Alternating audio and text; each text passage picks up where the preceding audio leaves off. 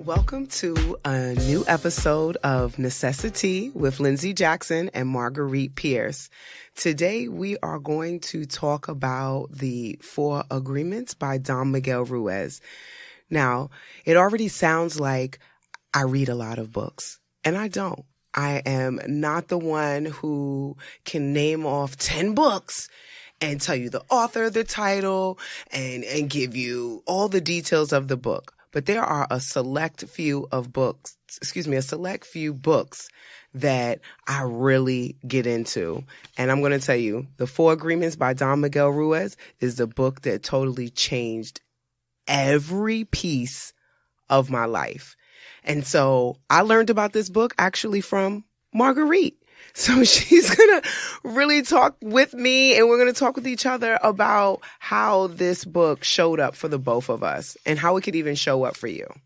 So the funny thing is the people that Lindsay was talking about, like that could read off the names and authors of 10 books and things like that.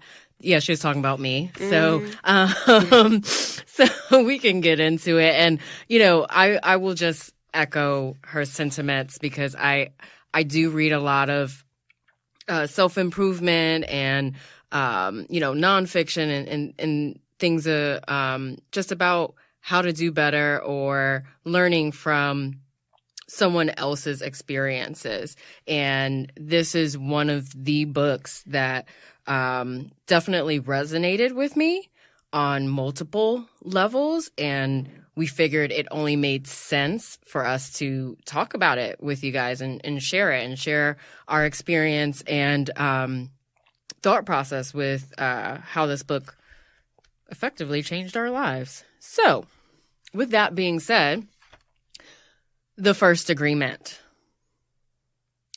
Be impeccable with your word. Well, be impeccable with your word. I said it again for the people in the back. So what the heck does this mean? Like, what are we talking about here?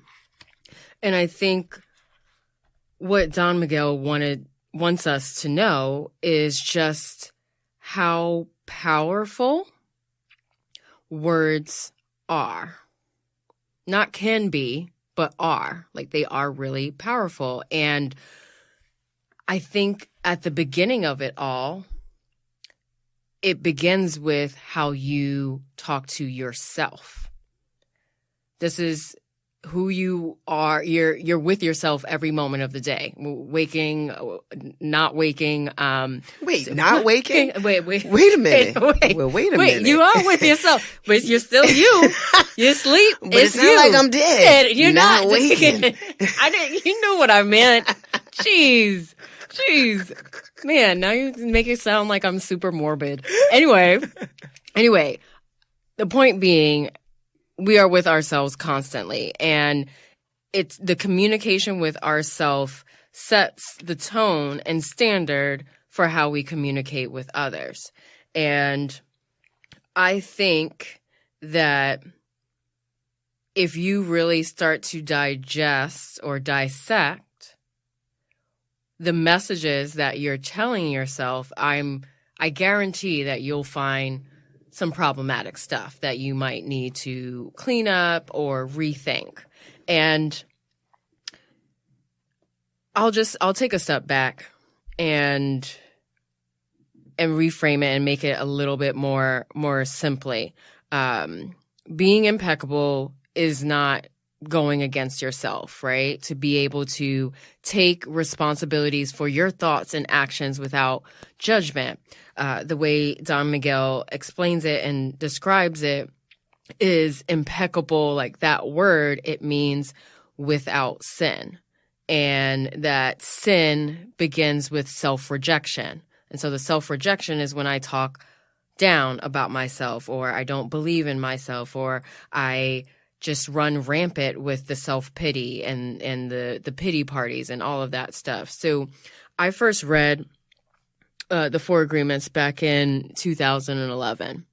And the first chapter, well, really the first agreement is the second chapter, but it really transformed my perspective. And I think it's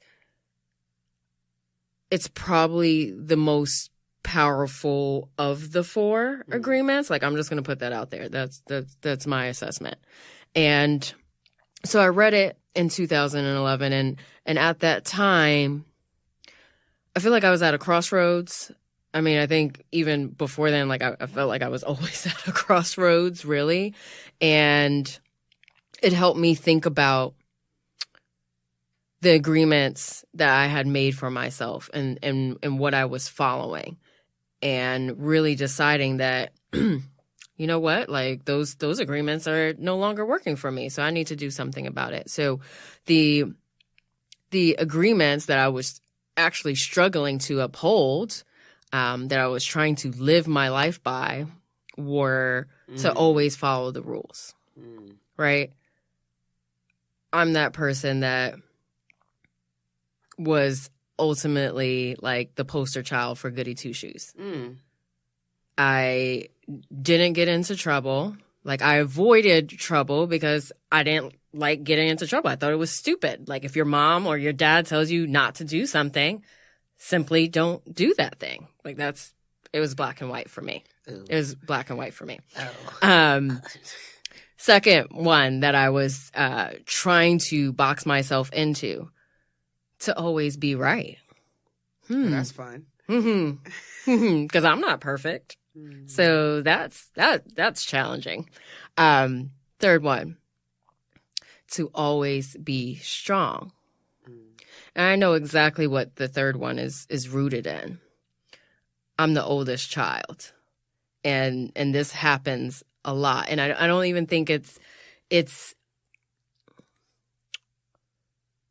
don't think it's a byproduct of something that was put on me. Like, that, I don't think my parents like threw me into this box or set up an environment where I had to be strong. I think that was just something that was innately in me, that I felt responsible for my younger siblings. Okay, fine. And to lead by example, stuff like that. Fourth one, there's 5, y'all, don't worry. To always be in control. And, you know, again, like, I'm not God, I don't have any superpowers, so that became challenging, right? Where life is just happening and I have no control over anything that's outside of my thoughts and actions, really. And lastly, to always have things figured out, right? To always have the answer. So that's right in direct correlation with to always be right. So I had to, after I started reading this book and this chapter specifically, I had to think about a lot of things that were going on in my life and figure out what I wanted to do with it. And some of those messages, you know, the agreements that I was following previously, some of the language that I was using for myself, you know, resulted in challenges like at work, right? I always like to be right, and I always like to be in control. So that resulted in me being really ambitious and taking on more responsibility than I was being compensated for, right?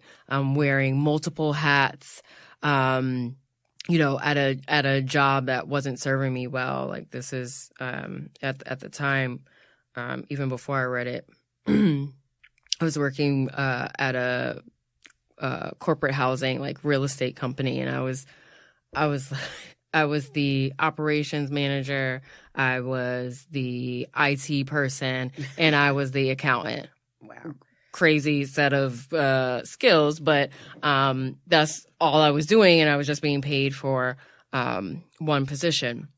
And I had to, you know, some of the self-talk that I was participating in was, you know, you're working all these hours with no extra pay.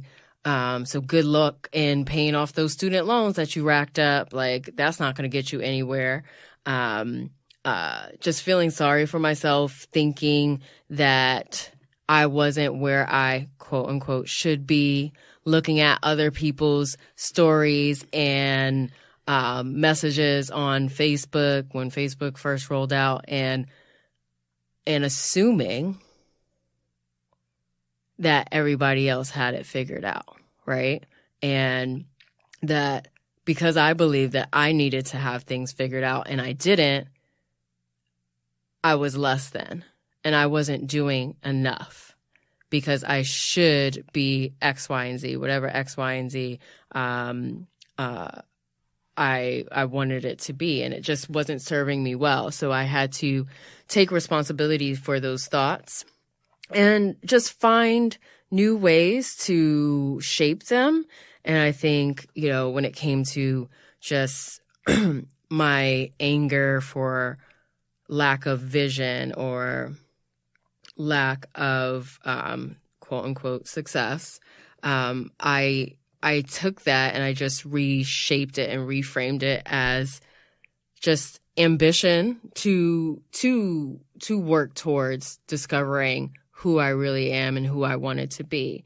And, my experience as the operations manager, accountant, and IT person, that was just job experience, right? And I had a unique set of skills that I was honing on a daily basis that I could use in the future to my advantage. So while it might seem like I was all over the place, it was something that I could, put on my resume or use for other projects and job prospects. So I think, being impeccable with your word really starts with the messages that you're telling yourself and how you can be able to figure out how that feeds into how you communicate with others. The other part of being impeccable with your word is how you communicate with others, right? Can and do words hurt, and how we use them towards one another. And I think one thing that's really interesting is that, like, you remember when you're a kid and you're arguing with your little cousin or your best friend, your next door neighbor or whatever. And like, there's all these like little sayings that we used to say. Sticks and stones may break my bones, but words can never hurt me.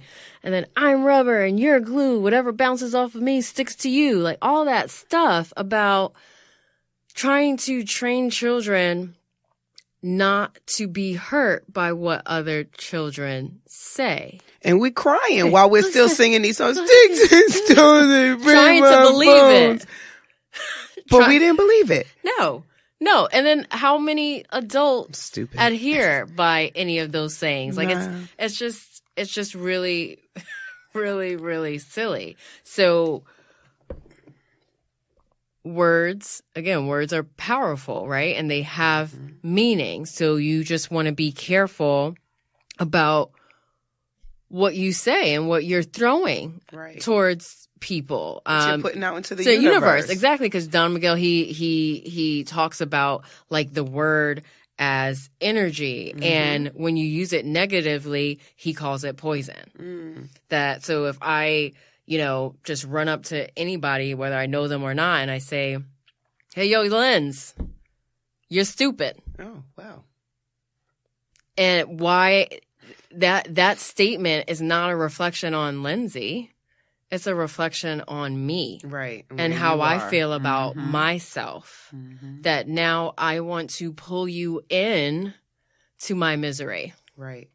And I also think that like being impeccable with your word gives life to the laws of attraction as well, right? Because if we're talking about our words and the words that we're putting out into the universe, then the universe is going to give it right back to us. So even if it's poison, those negative words coming right back, right? And also something positive. Right. Yeah. And it's like it allows the cycle to continue.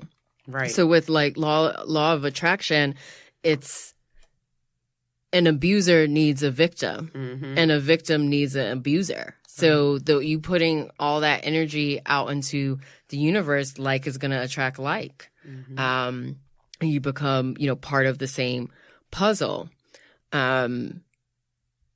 So being able to be really mindful of how you're feeling about yourself, because that can affect your interaction with others.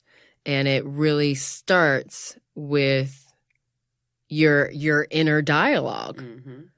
That inner dialogue needs to be impeccable, and you need to be able to hold yourself accountable. And I think how we get messed up, what's really interesting is that sometimes we give our word to other people more power than our word to ourselves. Like in terms of being set up to need the approval of other people before you have come to some realization or conclusion for yourself. An example that I like to use a lot of times is, you might offer to do something for someone, and it could be like help them move, help them paint, like something that's important, but not a life or death scenario. And you feel really obligated to do that thing for that person, even if you don't feel like it, because you gave them your word, right? I was like, oh, yeah, Lindsay, I'm going to come through for you. Like, you asked me to do this, I can do it. And even if I don't, I'm still going to show up because I gave you my word. But how many times do you wake up in the morning and you say, I'm going to do X, Y, Z. I'm going to work out. Go to the gym. I'm not going to have a hamburger and French fries for lunch. Lies you tell. And then don't act on any of it because nobody knows but you. Right. So it's almost like your word is more important for other people than it is with yourself. It's okay to let yourself down, but it's not okay to let somebody else down. Exactly. Right. And we just have to be impeccable across the board. Across the board. And I think it's interesting, right? Because it seems like to be counterintuitive. Right. Where if you're more impeccable with your word to yourself, then you can be more direct and honest when it comes to others. So even if I'm in a position where I did agree to do something for someone previously, and I'll fast forward to the moment and I'm in a position where I can't for whatever reason, I need to be able to say that without judgment and without reeling in whatever disappointment you might have because I couldn't follow through with something I promised previously. I mean, and that also leads you right into that next agreement, right? About not taking it personally. Right. Because if you let me down, is that disappointment about me or is it about you? Right. No, it's going to be about me, right? And I think, it's interesting that we were able to have that smooth segue because that's another challenge that I dealt with, right? Disappointing people. And I think that it just makes sense with the 5 agreements that I was living with, right? To always be right, to be in control, all of this stuff. Like it only made sense that of course I would have an issue with disappointing people. Right. Why? I want to be the person that everybody can count on, that everybody can trust and lean on and all this, but at the end of the day, that it's exhausting. It's You're exhausting. Human. And I have to be able to live by my own terms and put myself first, so to speak. So, in terms of not taking anything personally, once you've had the ability to be impeccable with your word, you can start to practice the second agreement. Because you acknowledge that the negativity, the criticism that someone else is giving you is just a reflection of who they are or what they're dealing with in that moment and really has nothing to do with what you did or what you said. And I think what's interesting is I read a blog post online, and he was another life coach, and he said he he had some feedback or a response in terms of this particular agreement. And he's like, well, I think you should take some stuff personally if you consider the audience. Like, where is it coming from? Like, is it coming from like a trusted source, like somebody close to you, like your significant other or your mother, your father, your brother, things of that nature. And he said, oh, well, what I would do, or what I suggest you do, is when someone is giving you some type of constructive feedback, ask them for more. Get clarity on their perspective, right? Because we're all experiencing this world through a different lens. I have experiences that are different from yours, Lindsay, and this, that, and the next person. So there might be some blind spots. Right. So he's saying just ask for more information before you just completely reject what the person is telling you. Because it could be an opportunity for you to make some changes or improvements if you, after hearing them out completely, agree with what they're saying or with what they pointed out. And I didn't think that was too far-fetched, and I thought that was pretty interesting. And even with that being said, I think it's important to understand like the ways to process that feedback, or when someone is telling you something that's negative or something that you can work on, and instead of being defensive, consider what specifically is bothering you. Because I think what's interesting is how you get triggered, or how angry you get when someone says something or points out something that you can improve, right? Because I think the angrier you are in response to feedback, the more whatever that person said hits home for you. It's touching something deep if your response is just like immediately to go on the defense and, come up with a lot of excuses or rationales to explain said behavior or thought process. Because if you think about it, if a random person, comes up to you and says, you're ugly, if you don't believe you're ugly, that you're not going to get hurt. Your feelings aren't going to be hurt. Right. You're just going to look at that person and be like, okay. They ain't talking to me. Me, exactly, and keep it moving. But if they say something that's more in line with how you feel about yourself, then that's probably going to sting a little bit. Yeah, that's so interesting too, right? Because you know how I talk about I do staff development, and so in my past, I've worked with adults who service children, right? And now kids could be real mean. And I have found some of the best staff members lose their cool because a kid has hit their sore spot. Whether they called them fat, called them ugly, called them, maybe a certain complexion or whatever. And they pick right on that. And because that's something that individual is struggling with, they just take it personally and attack. And that's the adult dealing with the kid. And it doesn't even matter about like the age difference, the authority, any of that. It's really about you hit that emotional scar, right? That Don Miguel even talks about. You hit that emotional wound on me. It's still raw. You're picking at it. Mm-hmm. So now I'm going to respond from my wound. Right. And nothing good comes of that scenario at all.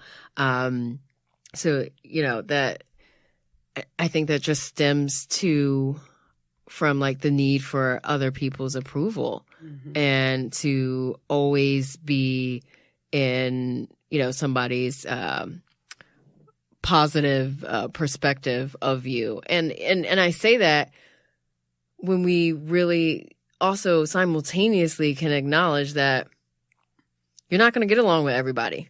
Right? Like that, it's just like impossible. It's a numbers game. Like the math just doesn't even add up. Right.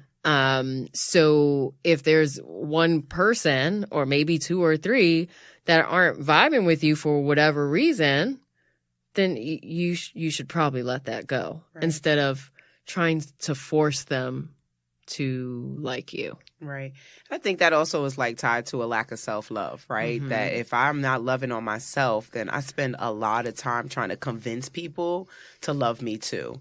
And I'll never be successful in that because I haven't convinced myself that I love myself. Exactly. So it's like an endless battle until you really win the war with self-love.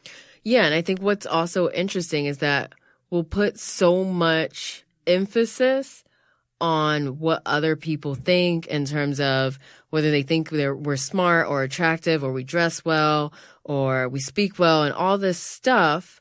But at the end of the day, everybody's just self-consumed at the end of the day. So like while I might hurdle an insult at whatever, if I'm feeling nasty about myself and I want to bring you into my misery, at the end of the day, I'm probably not thinking about you. Right. I'm thinking about me all the time.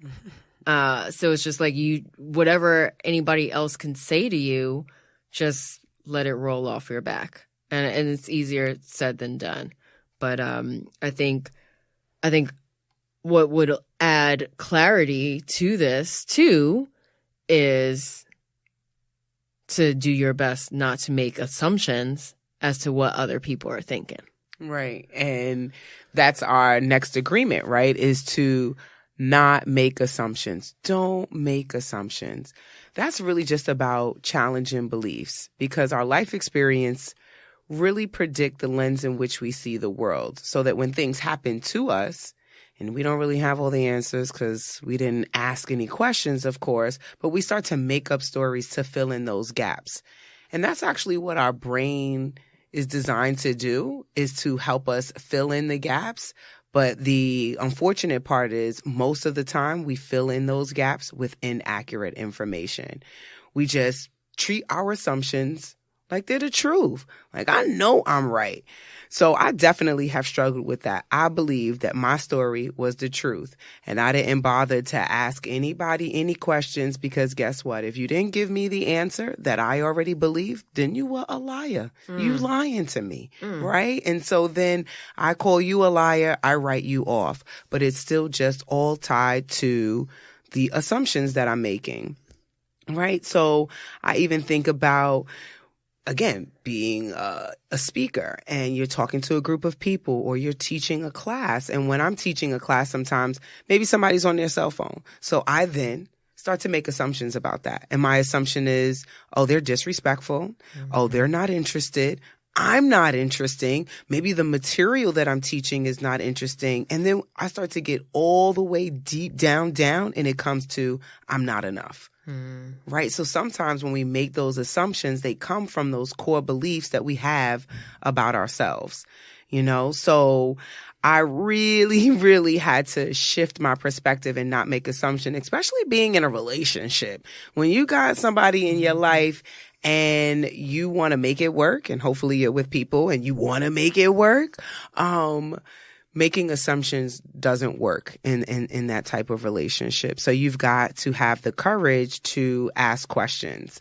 I know that even Don Miguel in the book, he says that we end up creating a whole big drama for nothing. I think of conversations that I've had on the phone with girlfriends, and we could go into a conversation for 25 minutes off of an assumption. And I have to ask, so wait, do you know that this is true? Yeah, I know it's true. How? Oh, because I know. What? Did they tell you? No, I be knowing. What do you actually know for a fact?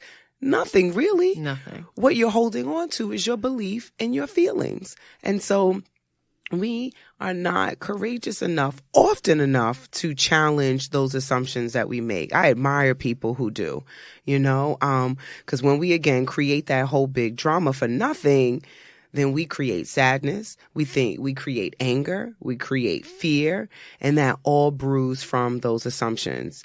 If I invite you to my party, And I say, Marguerite, come to my birthday party. I would love to have you there. And you're like, yeah, I'll be there, right? You're being impeccable with your word, right?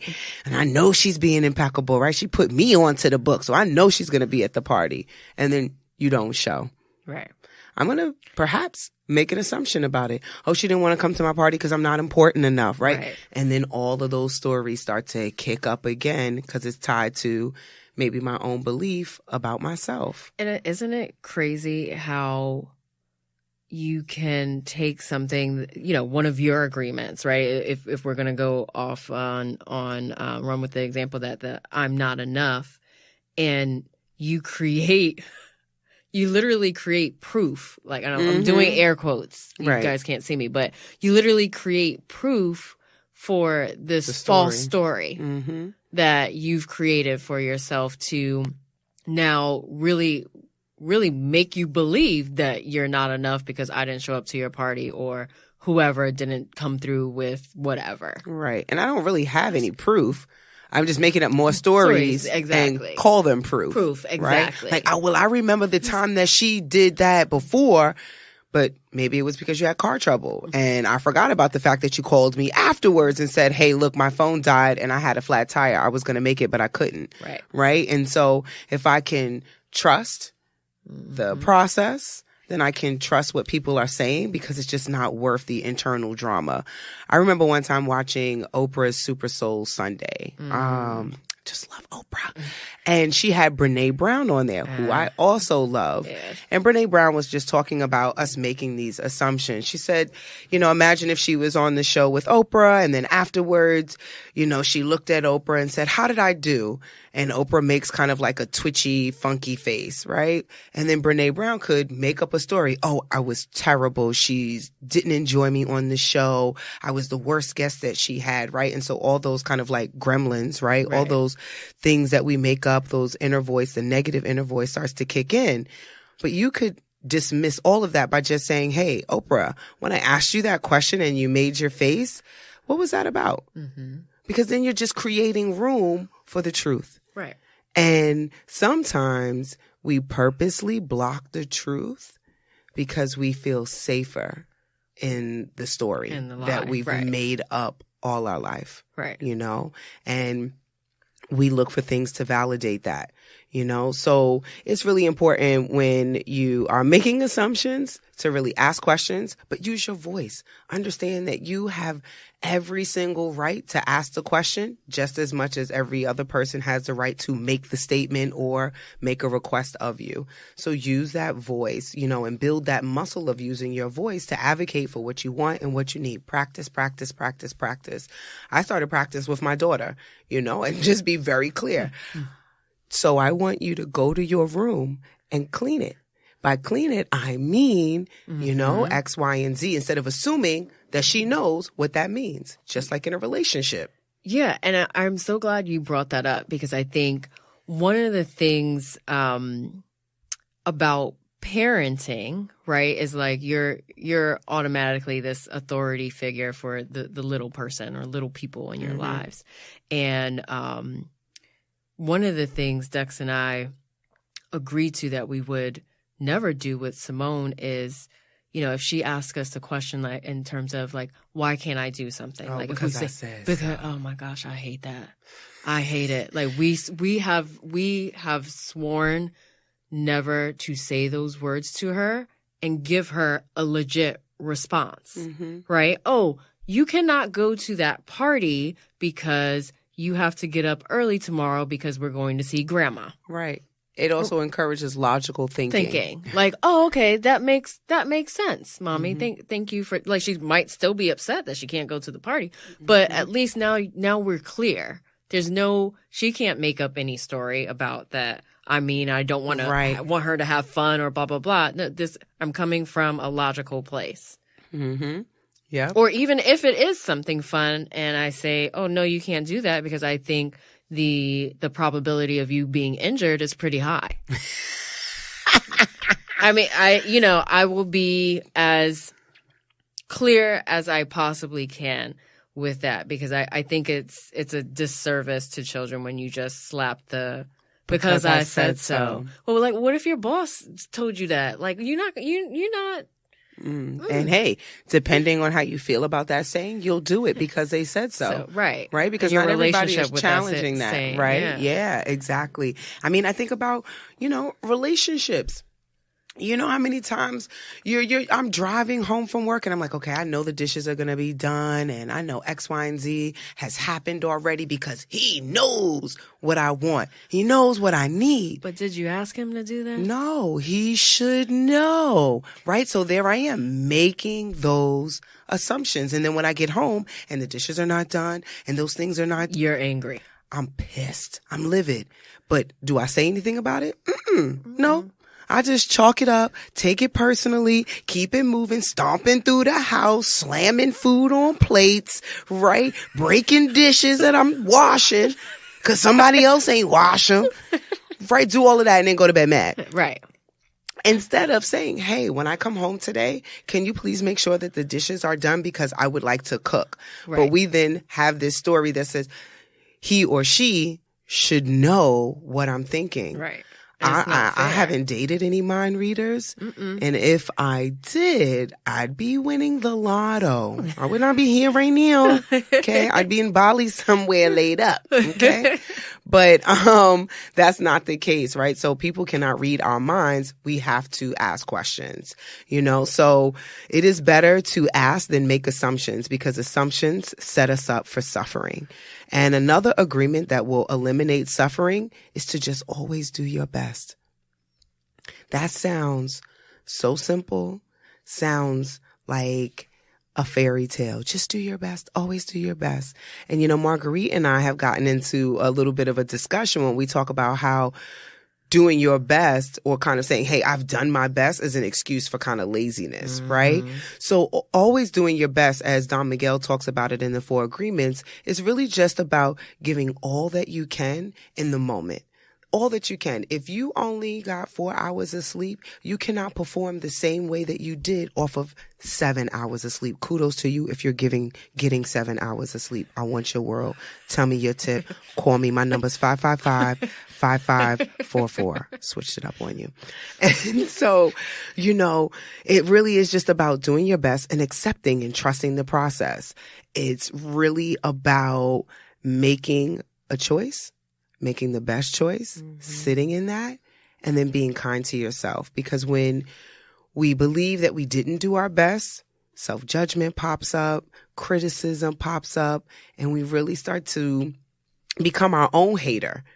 Forget about everybody else that's in the stands. You are the biggest hater on yourself because you believed that you didn't do your best. Oh, I'm a mom. Marguerite is a mom. And if I come home after working 9 hours a day, now I've got to cook dinner, give a kid a shower and a bath and all that good stuff. And then later on, I don't maybe prepare the best for the next day. And then I wake up and I regret it. Oh my God, I could have did this. I should have did that. No, I really did the best that I could with the energy that I had. I was tired and it is okay. But sticking to that agreement about always doing your best just feels better than beating yourself up about a choice that you made. And it's interesting because when you were saying or describing, the thoughts that you had as soon as you wake up and you use that word should, right? Should on yourself. It sets us up, right? And if we link this 4th agreement back to the first one, it's just so intertwined. It all becomes intertwined. And you saying you should have done whatever it is again, it's another form of I didn't do enough. Right. And you're not being impeccable with your word. Exactly. Yep. Yep. It is all tied together. So it's almost like you can't agree to one without agreeing to the other 3. Exactly. They all go hand in hand, And so even that thinking of, hey, that's an excuse for being lazy, right? I don't think so. Yeah, I think it again.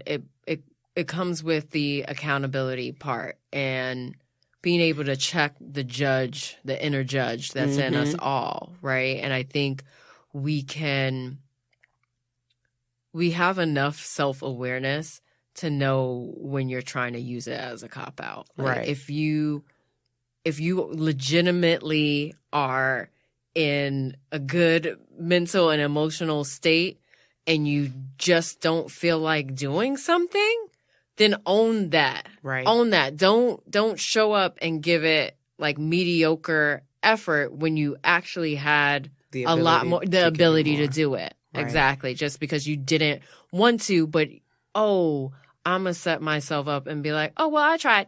Yeah. You know what's coming up for me, though, is that, like, so sometimes I struggle a little bit with, like, depression. So my father has been diagnosed with depression. And so, you know, people always ask me, where does your high energy come from? It's me working really hard to make sure that I don't kind of fall into that place. And that's where always do your best also comes in for me, right? Because then when I am feeling depressed or I'm not feeling at my best and I don't have the energy to give, I have to say, I am really giving all that I have today, right? I barely could get out of the bed. And the fact that I got out of the bed but didn't make breakfast, that's okay. I did my best because I got out of the bed. Right. You know, so I really think that also can speak to that mental health piece, that when we're really struggling emotionally, that be kind to yourself. You are doing the best that you can with what you have. Right. You know, and if you're struggling with depression and you aren't getting help, that's another story. Are you then doing your best with that? Right.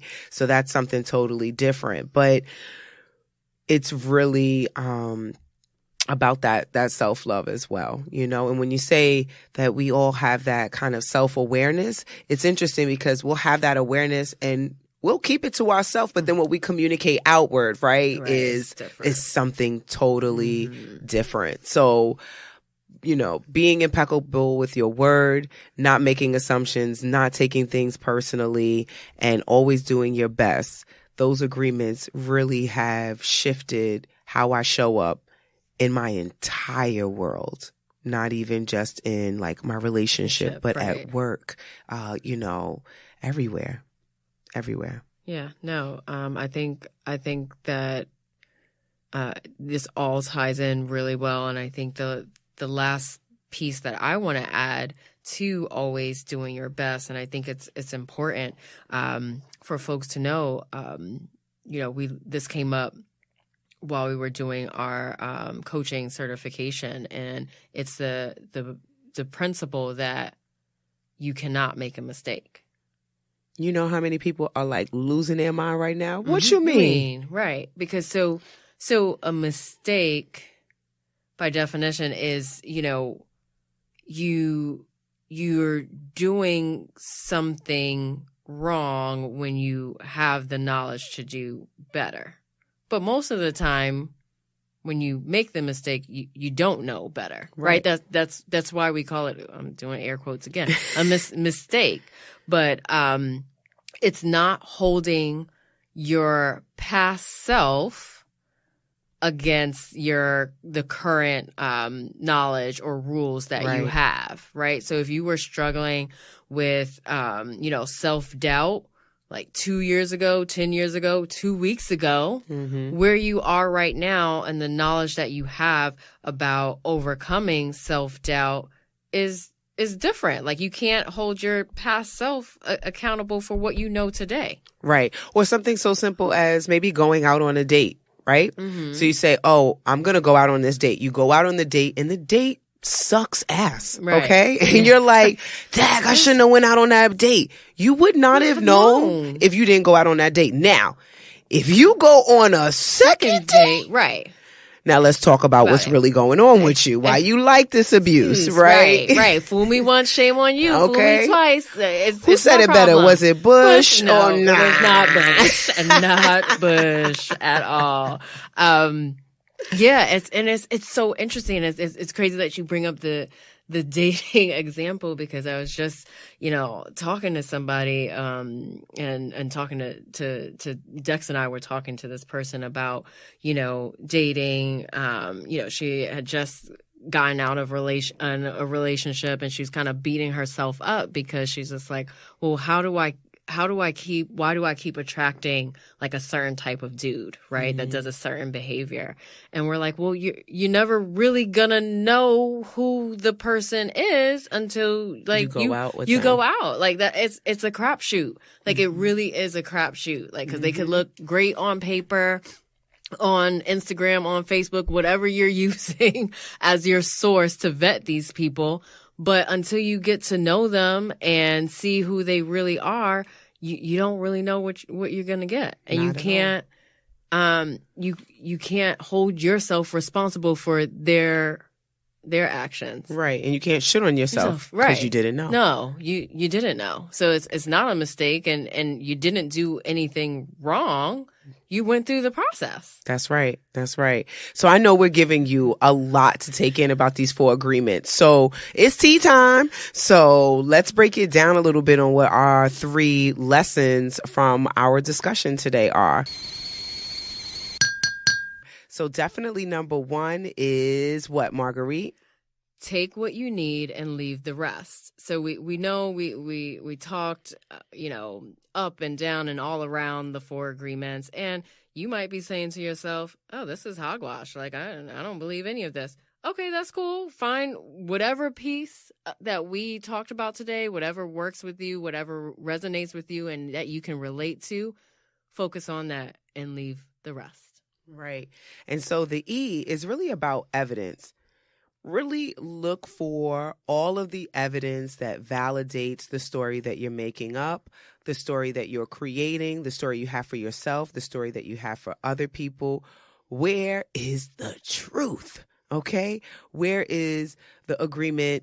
Where is the evidence that supports that you're not making this assumption, right? Where's the evidence that says that you're being impeccable with your word? Mm-hmm. Where's the evidence that says that you're doing your best? You have to find all of that evidence because your brain normally will go towards the negative and you have to retrain the brain to go towards the positive, right? The ones that serve you. And so evidence is going to help you do that. And the A, address your mess.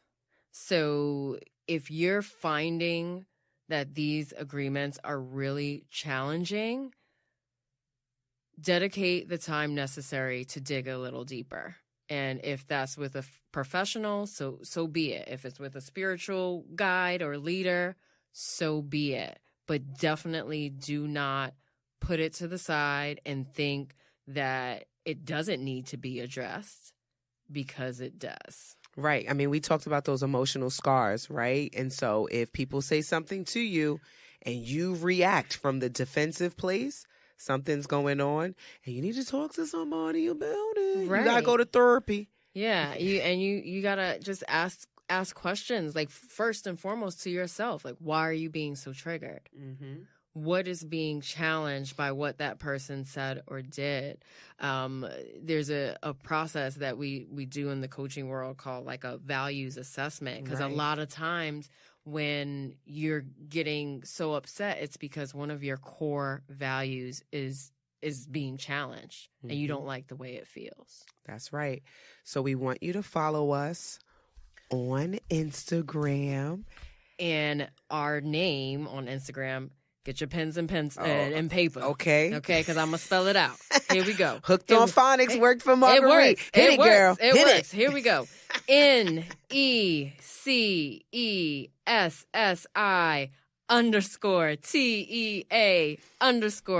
podcast. You guys can't see, but Lindsay was doing like the YMCA. YMCA, that's right. Here, even though there's no Y's, no M's. But there's a C and an A. There's a C and an A all throughout there. So hit us up. Let us know what you liked about the podcast. You can let us know what you didn't like. That's cool. Because we're not going to take it personally. So, hey, send us your thoughts and comments and connect with us there.